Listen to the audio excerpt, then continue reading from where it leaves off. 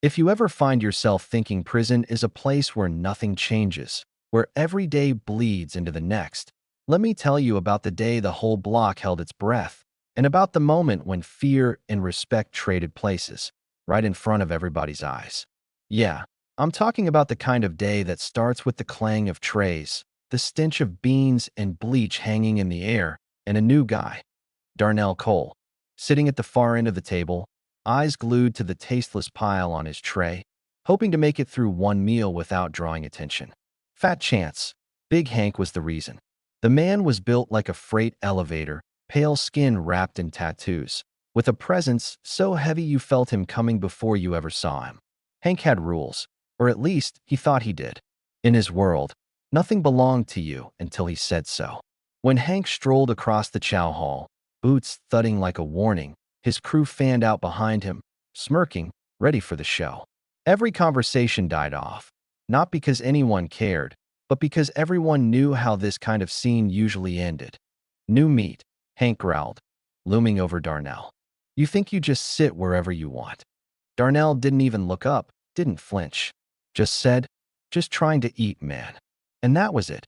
Hank appended the jug of cold water right onto Darnell's head, turning his food into a soggy mess, the beans swirling in the puddle, mashed potatoes slipping off the tray, laughter erupting all around. Hank's breath was hot on Darnell's face as he leaned in. Welcome to Cell Block C, rookie. Your food is mine, your seat is mine, and if I ever don't like your face. He let that hang in the air, the whole room eating it up like bad theater. But Darnell just sat there, pushing aside his ruined meal, soaked and stone calm, meeting Hank's gaze for the briefest moment.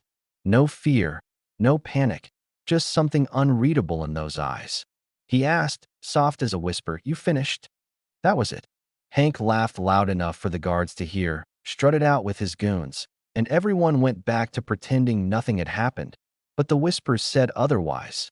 This new guy wouldn't last a week, but nobody knew what Darnell carried with him.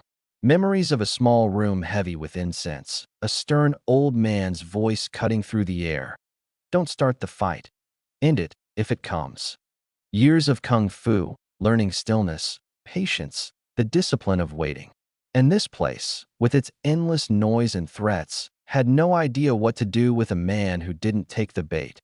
Days passed with tension thick enough to chew. Darnell kept to himself, walked the yard's edge, never joined a game or picked a side. People thought he was scared or just too dumb to play along. Hank saw it as disrespect, something that needed to be fixed. Third day in, Hank tried again, dropping a sandwich at Darnell's feet, mocking, "You want it?" Darnell just stared at the sky, not even blinking. Hank got in his face, poking, "You think you're better than us?" And finally, Darnell spoke, "I think you're trying to make me angry. But I don't get angry for free." The room went quiet. Even Hank's crew shifted uneasily. Hank forced a laugh and stormed off, but his eyes had narrowed. A man doesn't like being confused. That night, Darnell moved through a slow, private kata in his cell, every motion controlled, each breath measured. "A fight's won before the first punch," his uncle had said. Hank, meanwhile, bragged to his crew about putting the rookie in his place tomorrow, never realizing the lesson wasn't going to go the way he planned. The next morning, the whole chow hall seemed to pulse with anticipation. Darnell's name had started floating through the block. Hank stormed in, loud as always, went straight for Darnell, flipped his tray onto the floor. "Guess breakfast isn't so good now," he sneered. Darnell stood, slow and deliberate. He was lean, but somehow bigger than he looked. "You've had your fun. Now stop." The laughter faded. Hank shoved him. Darnell's stance changed, a tiny shift, but enough. Hank shoved again, and Darnell snapped, grabbing Hank's wrist, spinning, dropping the big man off balance. Hank swung wildly. Darnell sidestepped, hit him sharp in the chest. Hank staggered back, eyes wide, the room gasping. "That's a warning," Darnell said. "Next time, you won't get one." From then, the fear started to crack. Hank's crew whispered, and even Hank couldn't hide the doubt creeping into his voice. That afternoon, a lifer named Reggie came up to Darnell, low and serious. "You got guts, rookie. But Hank's not just muscle. He's got pull." Guards looked the other way. "Keep your back to a wall." Darnell didn't answer, just remembered his uncle's voice. Strength isn't for showing off. It's for when you can't walk away.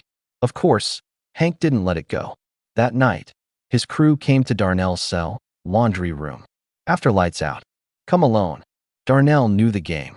The laundry had cameras, except for one blind spot.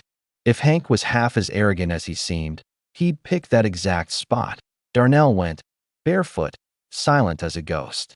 For if Hank's guys waited. The first lunged, Darnell knocked him flat with 2 smooth moves. The next 2, he flipped and floored in seconds. The last guy took one look and crumpled after a single jab. Then it was just Hank and Darnell, the room shrinking to nothing but them. Hank attacked with the fury of a man who'd never been told no. Darnell slid around every punch, redirected force, landed sharp strikes, never overcommitting. Hank grazed his cheek, a reminder he was still dangerous, but it only sharpened Darnell's focus. Hank charged. Darnell threw him into a laundry cart. Hank came again, and this time Darnell met him straight on, palm to the chin, snapping Hank's head back, but still holding back the knockout blow. "This is your warning," he said, voice echoing off the machines. "You can walk away or leave here broken." Hank roared, swinging wild, but Darnell locked his wrist, dropped him to one knee. "It's over. You want fear or respect? Choose." Hank glared, chest heaving, then finally stood and left. No words, no threats. The rest of the men on the floor stared, something like awe in their eyes. That night, the story raced through the block. The next morning, even the guards gave Darnell a sideways look. Big Hank, undefeated for years, just quietly sitting in the chow hall, while Darnell ate in peace. Reggie came over, shaking his head. "You painted a target on your back." Darnell just shrugged. Or maybe showed a target can fight back. The days rolled by, the air a little lighter, small fights evaporating, men standing a bit taller. Even Hank, bruised but thoughtful, seemed changed, and one day he walked over, alone. "You didn't humiliate me," Hank said. "You stopped me. That's different." There was a nod, almost a salute, and suddenly, Cell Block C was different too. But prison peace is fragile. You know what I mean? The day a transfer truck rolled in, the balance shifted again. Among the new faces was Kruger, a scarred monster with a rep for chaos. In no time, he was stirring up trouble, building a crew, shaking the whole block. Hank noticed first. Kruger isn't just another bully, he warned Darnell with a look. And when Kruger's guys started roughing up an old-timer, Hank finally stepped forward. "Back off, Kruger." The whole yard froze. Kruger sneered. "You're not top dog anymore.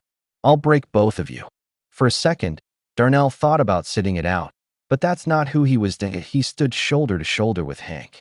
Kruger's crew fanned out. Hank muttered, "Guess we're working together now." Darnell replied, "Guess so." And then it was chaos. Kruger and his men attacked, but Darnell's kung fu was all fluid defense and precision, while Hank brought the pain like a sledgehammer. Together, they tore through Kruger's men, the crowd stunned by the sight. Old enemies back to back, unbeatable. Finally, Hank and Darnell brought Kruger to his knees, the yard silent as a church. "This is over," Darnell told him. "You won't run this yard." And for the first time in a long while, every man knew things had changed. From that day, the fear that ruled Cell Block C faded. Even the guards noticed. Hank and Darnell weren't friends. Not really, but they'd forged a respect that held the place together. Word of the showdown spread, and their names traveled beyond the block, carrying not fear, but something else, the strength to stand up for what's right, even in a place designed to crush hope.